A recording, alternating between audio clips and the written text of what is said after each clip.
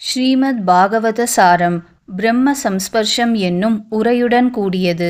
உரையாசிரியர் அண்ணா. பதிப்பகம் ஸ்ரீ ராமகிருஷ்ண மடம். ஸ்கந்தம் 10. கோபி வஸ்திராபகரண லீலை. ஸ்ரீ சுகர் கூறியது. ஹேமந்த ருத்துவின் முதல் மாதமாகிய மார்கழியில் நந்த கோகுல பெண்கள் ஹவிசை மட்டும் ஆகாரமாய்க் கொண்டு காத்யாயனி பூஜையாகிற விரதத்தை அனுஷ்டித்தார்கள்.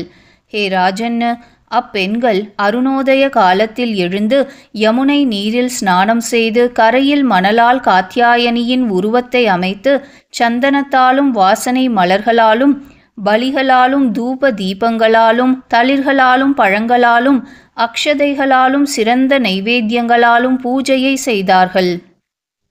தேவி காத்யாயனி, மகாமாயே, மகாயோகினி, அனைத்தையும் ஆளும் ஈஸ்வரி, உமக்கு நமஸ்காரம்.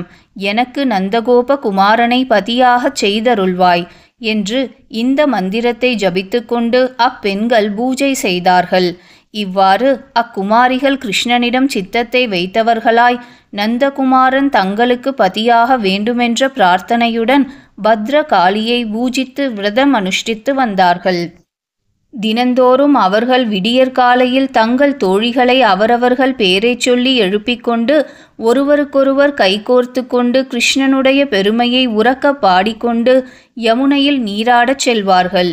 ஒரு சமயம் ஆற்றின் கரைக்கு வந்ததும் அங்கே வழக்கம்போல் தங்கள் ஆடைகளை வைத்துவிட்டு கிருஷ்ணனை பாடிக்கொண்டு ஆனந்தமாக நீராடினார்கள். யோகீஸ்வரர்களுக்கும் ஈஸ்வரரும் எல்லாம் அறிந்தவருமாகிய கிருஷ்ண பகவான் அவர்களுடைய அபிப்பிராயத்தை அறிந்து அவர்களுடைய விரதத்திற்கு சித்தி அளிக்கும் பொருட்டு தன் சிநேகிதர்கள் சூழ அங்கு சென்றார். அவர்களுடைய ஆடைகளை எடுத்துக்கொண்டு விரைவில் ஒரு கதம்ப மரத்தில் ஏறிக்கொண்டு அதை பார்த்து சிரிக்கும் பாலர்களுடன் தானும் சிரித்துக்கொண்டு பரிகாச வார்த்தைகள் பேசினார். பெண்களே, நீங்கள் இங்கு வந்து அவரவர்களுடைய ஆடைகளை பெற்றுக்கொள்ளுங்கள். உண்மையாகச் சொல்லுகிறேன், பரிகாசம் அன்று. ஏனென்றால் நீங்கள் விரதத்தால் களைத்திருக்கிறீர்கள்.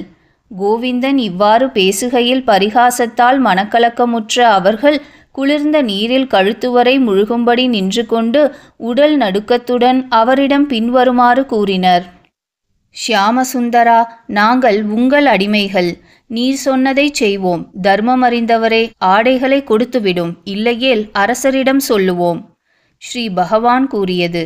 புன்னகை பூத்த பெண்களே, நீங்கள் என் அடிமைகளாகவோ அல்லது என் சொற்படி செய்பவர்களாகவோ இருந்தால் இங்கு வந்து அவரவர் ஆடைகளை பெற்றுக்கொள்ளுங்கள்.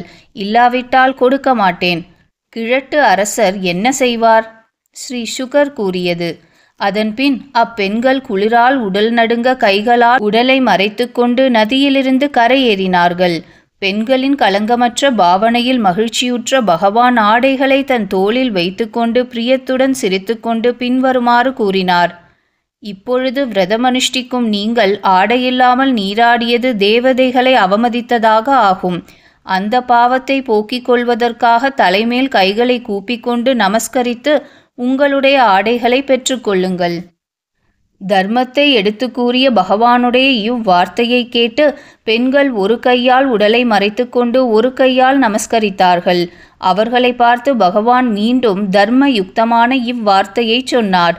எவன் தேவனாகிய அச்சுதனை ஒரு கையால் வணங்குகிறானோ அவன் கையை வெட்டுவது அவனுக்குரிய தண்டனை என்று தர்மம் தெரிந்தவர் கூறுவர். ஆகையால் மானிடன் சுவாமியை இரு கைகளாலும் வணங்க வேண்டும். ஆகையால் இருவிதமான பாவங்களையும் போக்கிக் கொள்ள விரும்பினால் நீங்கள் அவ்வண்ணம் செய்யுங்கள். அது எனக்கும் மிகவும் பிரியத்தை செய்தது ஆகும். இஷ்டமானால் இரு கைகளாலும் நமஸ்கரித்து ஆடைகளை பெற்றுக்கொள்ளலாம். அதற்கிணங்கி அவர்கள் வணங்கியதைக் கண்ட தேவகி புத்திரனான பகவான் அதனால் சந்தோஷமடைந்து அவர்களுக்கு இறங்கி ஆடைகளை கொடுத்தார். ஸ்ரீ பகவான் கூறியது. நல்ல பெண்களே, என்னை பூஜை செய்யும் உங்கள் எண்ணம் எனக்கு தெரியும்.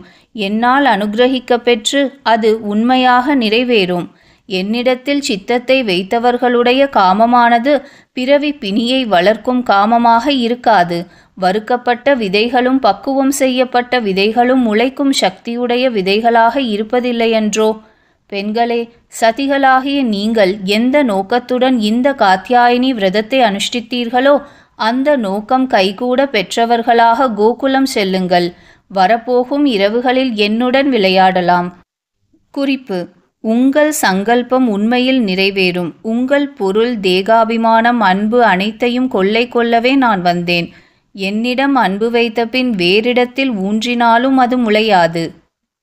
ஒரு இளைஞன் ஸ்ரீ ராமகிருஷ்ண பரமஹம்சரை காளி கோவிலில் தரிசித்தபோது அவனுடைய பக்குவத்தையும் தேகாபிமானத் துறவையும் சோதிக்கும் பொருட்டு அவனை நோக்கி, உன் துணியை எடுத்து தலையில் கட்டிக்கொண்டு நிர்வாணமாய் கோவிலை பிரதட்சணம் வருவாயா என்று வினவினார்.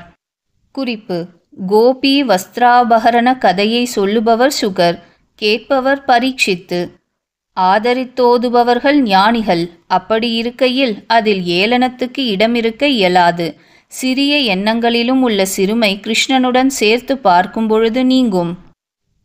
ஸ்ரீ சுகர் கூறியது: இவ்வாறு பகவானால் கட்டளையிடப்பட்டவர்களும் ஆசை நிறைவேறியவர்களுமான பெண்கள் அவருடைய பாத கமலங்களை தியானித்து கொண்டு வருத்தத்துடன் கோகுலத்திற்கு திரும்பினார்கள். பிறகு தேவகி புத்திரனாகிய பகவான் பலராமனுடன் கோபர்கள் சூழ பிருந்தாவனத்திலிருந்து வெளிப்போந்து மாடுகளை மேய்த்து கொண்டு வெகு தூரம் சென்றபோது வெயிலால் களைப்படைந்து மரங்களடர்ந்த ஒரு தோப்பினுட் சென்று அங்கு தங்களுக்கு நிழலை கொடுத்து உதவிய மரங்களை பார்த்து கோபர்களிடம் பின்வருமாறு சொன்னார். ஸ்தோக கிருஷ்ணா, அம்சா, ஸ்ரீதாமா, சுபலா, அர்ஜுனா, விஷாலா, ரிஷபா, ஓஜஸ்வி, தேவபிரசாதா, வரூதபா, இம்மரங்களை பாருங்கள். இவை மகாபாகியம் செய்தவைகள். காற்று, மழை, வெயில், பனி இவைகளை சகித்து கொண்டு நம்மை அவைகளினின்று காப்பாற்றுகின்றன. எல்லா பிராணிகளுக்கும் பிழைப்பை தருகிற இம்மரங்களுடைய பிறவி ஆச்சரியமானது, மிக உயர்ந்தது. இவைகளிடம் ஒரு பொருளை விரும்பி வந்தவர்கள் நல்லவர்களிடம் வந்தவர்களைப் போல் பயனடையாமல் திரும்பிச் செல்வதில்லை. இலை, புஷ்பம், பழம், நிழல், வேர், மர உரி, கிளை, வாசனையுள்ள பிசின்பொடி, கட்டை, தளிர் இவை அனைத்தாலும் அண்டியவர்களுடைய விருப்பங்களை பூர்த்தி செய்கின்றன. இதுதான் உடல் படைத்தவர்களுக்கு உண்மையான பிறவி பயன். இவ்வுலகில் ஜீவர்களுக்கு பிராணனாலும் பணத்தாலும் புத்தியாலும் பேச்சாலும் எப்போதும் இம்மரங்களைப் போல் நன்மையையே செய்ய வேண்டும். இவ்விதம் சொல்லிக்கொண்டு தளிர், கொத்து, பழம், புஷ்பம், இலை இவைகளின் பாரத்தால் தாழ்ந்திருக்கும் கொம்புகளை உடைய மரங்களின் இடையே யமுனையை நோக்கிச் சென்றார். அங்கு பசுக்களுக்கு நீர் காட்டிவிட்டு தெளிந்ததும் குளிர்ந்ததும் நன்மை பயப்பதும் ருச்சி உள்ளதுமான தண்ணீரை கோபர்கள் ஆசை தீர குடித்தார்கள். இங்கனம் ஸ்ரீமத் பாகவதத்தில் 10வது ஸ்கந்தத்தில் கோபி வஸ்திராபகரணம் என பெயர் பெற்ற 22வது அத்தியாயம் முற்றிற்று.